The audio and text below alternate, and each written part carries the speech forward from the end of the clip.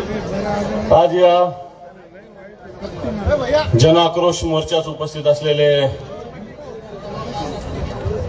मनोजी पाटील जरांगे, आनंदराजी आंबेडकर, देशमुख कुटुंबातील सर्व सदस्य, सूर्यवंशी कुटुंबातील सर्व सदस्य, आज हा संभाजीनगरातला मोर्चा भर उन्हामध्ये क्रांती चौकापासून तो विभागीय आयुक्तालयापर्यंत पायी आलेला आहे. आणि पायी येत असताना या मोर्चाचा समजलेले ना पक्ष ना जात ना पात, फक्त अन्यायावर आघात. आणि अन्यायावर आघातासाठी हा मोर्चा इथं निघालेला आहे. संभाजीनगर एक चळवळीचं केंद्र आहे. कोपर्डीच्या घटनेनंतर पहिला मोर्चा महाराष्ट्रात निघाला होता तो संभाजीनगरात निघाला होता. आणि नंतर महाराष्ट्रात ठिकठिकाणी किती मोर्चे निघाले आणि किती विराट मोर्चे निघाले आपल्याला चांगल्या पद्धतीने माहित आहे. आजचा हा मोर्चा खऱ्या अर्थानं सर्व जातीचा, सर्व धर्माचा, सर्व पक्षाचा मिळून आहे. कारण ही ज्या घटना घडलेल्या आहे कोणत्या जातीच्या विषयी घडलेल्या नाही. जातीपातीचा संदर्भ न देता खऱ्या अर्थानं ज्या पद्धतीने या महाराष्ट्रामध्ये गुंडा राज, मस्तीचं राज चालू आहे, मात्र त्याच्या विरुद्ध हा मोर्चा आहे.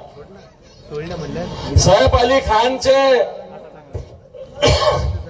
आरोपी 2 दिवसात पकडले जातात, फक्त 2 दिवसात. आणि आज या ठिकाणी संतोष अण्णा देशमुखांचा खून करणारे लोक 40 दिवस झाले तरी पकडले जात नाही. या महाराष्ट्राचं दुर्दैव आहे. आणि असं असताना एकीकडं राज्याचं सरकार सर्व काही राज्यात सुरळीत चालू आहे असं म्हणतं, पण तो वाल्मिक करार सारख्या प्रवृत्तीवर गुन्हा दाखल करण्यासाठी सुद्धा संतोष अण्णाच्या भावाला आंदोलन करावं लागलं. त्याला मोका लावा म्हणून लावायला सुद्धा आंदोलन करावं लागतं. घरात दुखाची घटना घडलेली असताना या लहान चिल्ल्या पाल्यांना न्याय मागण्यासाठी या महाराष्ट्रात फिरावं लागतं. खऱ्या अर्थानं या महाराष्ट्राला याची खऱ्या अर्थानं आपल्यालाच खऱ्या अर्थानं याची शरम वाटली पाहिजे, अशा प्रकारची स्थिती. आणि म्हणून हा अन्याय विरुद्ध एल्गार मोठ्या ताकदीने आपल्याला उभा करायचा आहे. एकीकडे प्रफुल्ल पटेल सारखे लोक म्हणतात की कोणी राजीनामा मागायचा, धनंजय मुंडेचा द्यायचा का. या प्रफुल्ल पटेल विषयी मुंबईत येऊन पंतप्रधान म्हणले होते की कुछ लोग मिर्ची का व्यापार करते हैं, कुछ लोग मिर्ची से व्यापार करते. इक्बाल मिर्ची नावाचा जो अतिरेकी त्याच्याविषयी बोलले होते पंतप्रधान.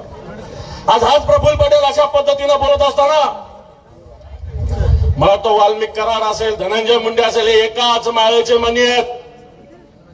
धनंजय मुंडे एकीकडे शिर्डीला म्हणतात की माझ्या मागे अजितदादा पवार खंबीर उभे आहेत. याचा अर्थ अजितदादा पवारचा या धनंजय मुंडेच्या सगळ्या कामाला सहकार्य आहे. आणि म्हणून हे सहकार्यच गुन्हेगारांना मदत करते का, अशा प्रकारची स्थिती बांधवांनो.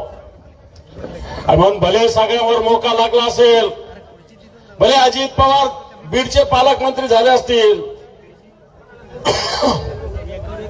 परंतु उद्या राग शांत झाल्यावर पुन्हा धनंजय मुंडेला पालकमंत्री करतील, अशा प्रकारची स्थिती आहे. आणि म्हणून या सगळ्याला विरोध आपलाय. आज हा मोर्चा निघत असताना फास्ट ट्रॅक कोर्टामध्ये सगळं चाललं पाहिजे. लवकरात लवकर सगळ्या घटना, कुटुंबीय म्हणतात की मला या सगळ्या गोष्टीची आम्हाला माहिती पाहिजे. सीआयडीचे अधिकारी देऊ शकत नाही माहिती, परंतु सरकारच्या जबाबदार मंत्र्यांनी ही माहिती समाजाला, जनतेला दिली पाहिजे. म्हणून येणाऱ्या काळामध्ये हा एल्गार, हा लढा चालूच राहील. आज संभाजीनगरात याचा वनवा महाराष्ट्रात पेटलेला आहे. आणि जोपर्यंत संतोष अण्णा देशमुख यांचा खून करणाऱ्याला फाशी मिळत नाही तोपर्यंत आपल्याला स्वस्थ बसता येणार नाही बांधवांनो. आणि सोमनाथ सूर्यवंशीचा सुद्धा जेलमध्ये खून झाला. प्रत्यक्ष पोस्टमार्टम रिपोर्ट मध्ये सगळं स्पष्ट असतानाही साध्या एखाद्या कॉन्स्टेबलवर सुद्धा सरकार कारवाई करत नाही. म्हणून सरकार आश्रित हे खून आहे का, अशा प्रकारचा प्रश्न महाराष्ट्राच्या जनतेच्या मनात निर्माण झाला आहे. म्हणून हा लढा आपण ताकदीने येणार का सुद्धा सुरू ठेवण्याचा संकल्प करूया, एवढं सांगतो आणि थांबतो. जय हिंद, जय महाराष्ट्र. धन्यवाद दादा.